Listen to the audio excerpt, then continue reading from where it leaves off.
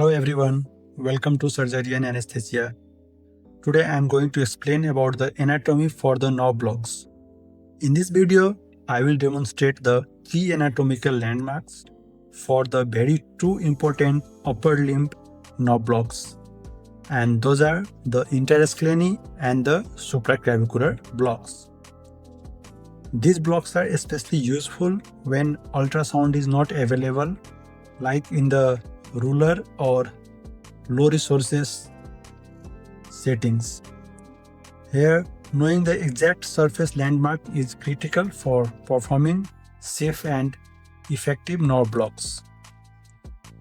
Okay, so now let's talk about why landmarks matter. In many hospitals, especially in the rural areas, we may not have access to ultrasound. In such cases, landmark guided nerve blocks are the only option we have. A strong understanding of anatomy and surface landmarks ensures safety and a higher success rate during upper limb surgeries. Now let's talk about the brachial plexus overview. Before we start, let's quickly review the brachial plexus. The brachial plexus is formed by the ventral rami of C5, C6, C7, C8 and T1. These are called the nerve roots. These roots combine to form trunks, divisions, cords and finally the terminal branch that supply the entire upper limb. Understanding the root is very important, especially for the interscalene blocks. We target the upper roots, mainly C5, C6 and C7.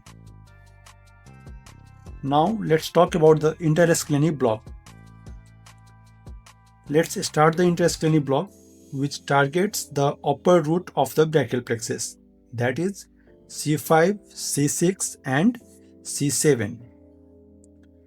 The indication of the interscalene block: this block is used for shoulder surgeries, upper arm operations and clavicle fracture fixations. Now let's talk about the landmarks guided block. Okay, ask the patient to turn the head slight away. Identify the sternocleidomastoid muscle, which runs from the mastoid to the clavicle or the sternum. Move laterally to find the groove between the anterior and the middle scalene muscles. The cricoid cartilage C6 level is your horizontal reference. The needle insertion point is about 1 cm above the clavicle, and that is lateral to the sternocleidomastoid muscle in the interscalene groove. Okay, so here you need to identify the interscalene groove properly before the insertion of needle. In rural area where there is no USG settings, these landmarks is crucial for performing the block safely. If using a nerve stimulator, you may see biceps or deltoid twitching to confirm the correct placements. Okay, so now I am telling you the summary.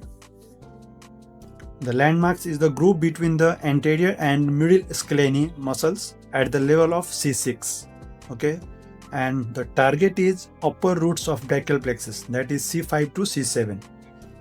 And the surgeries that can be performed with interscalene block are shoulder, upper arm and clavicle fracture. Now we are done with the interscalene block. Now let's talk about the supraclavicular block. Supraclavicular blocks. It targets the trunks and the divisions of the brachial plexus. It's ideal for the dense anesthesia of the entire upper limb below the shoulder, sometimes called the spinal anesthesia of the upper limb. The indications are: brachial plexus blocks are used for arm, forearm and hand surgeries such as fracture fixation, tendon repair and forearm procedures. Now let's talk about the landmarks of the brachial plexus. First of all, turn the patient's head slightly away. Identify the midpoint of the clavicle. Just look above it. This is the supraclavicular fossa. Now palpate for the subclavian artery. You should feel a firm pulsation. The needle insertion point is about 1 centimeter above and lateral to the artery pulsation. Directed medially, posteriorly and slightly chordate towards the first rib. Even without ultrasound, these landmarks allow you to perform a safe and effective block. Now I am telling you the summary. The landmarks for the supraclavicular block is 1 centimeter above and lateral to subclavian artery in the supraclavicular fossa. The target is trunks divisions of the brachial plexus. Surgeries that can be performed with supraclavicular blocks are arm, forearm and hand procedures. Now let's talk about the safety tips. When performing landmark guided nerve blocks, always aspirate before injecting to avoid intravascular injections. Inject slowly in small increments. Use a nerve stimulator if available to confirm proper needle placements. In rural or where there is no USG setups, your hands, fingers and knowledge of anatomy are the best tools. So now let's recap. The interscalene blocks that targets C5, C6 and C7 roots used for shoulder, upper arm and clavicle fracture surgeries. Supraclavicular blocks targets trunks, divisions used for arm, forearm and hand surgery. Mastering these landmarks is essential when ultrasound is not available, especially in the rural or low resources area.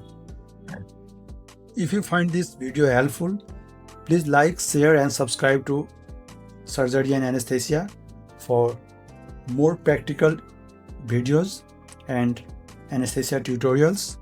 Thank you so much for watching.